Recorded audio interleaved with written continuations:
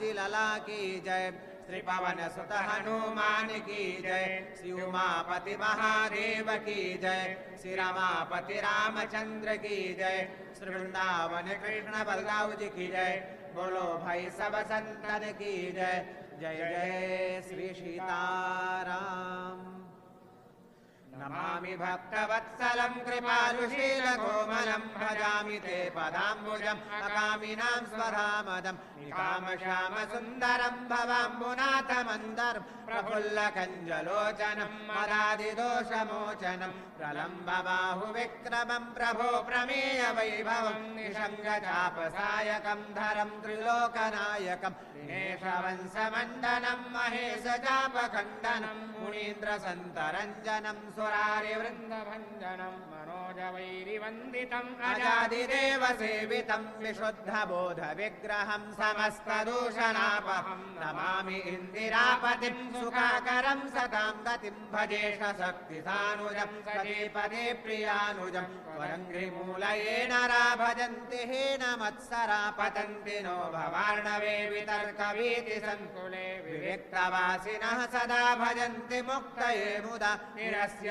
इन्द्रियादिकं प्रयान्ति ते गतिं स्वकं तमेकमद्भुतं प्रभुं निरेहमीश्वरं विभुं जगद्गुरुं च शाश्वतं तुरीयमेव केवलं भजामि भाववल्लभं कुयोगिनां सुदुर्लभं स्वभक्तकल्पपादपं समं सुसेव्यमन्वहम् अनूपरूपभूपतिं नतोऽहमुर्विजापतिं प्रसीद मे नमामि ते पदाब्जभक्तिदेहि मे पठन्ति ये स्तवम् इदं नरादरेण ते पदं व्रजन्ति नात्र संशयं त्वदीयभक्तिसंयुताः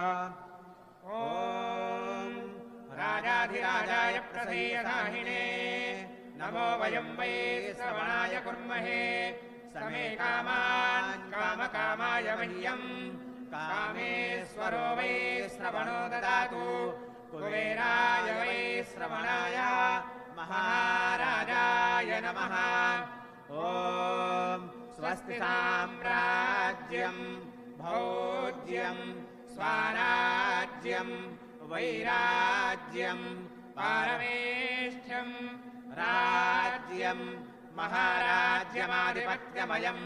समन्तपर्यायै स्यात् सार्वभौमः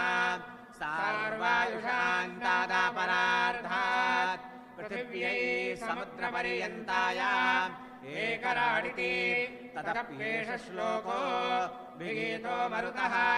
परिवेष्टारो मरुत्तस्यावसङ्गृहे आवीक्षितस्य कामप्रे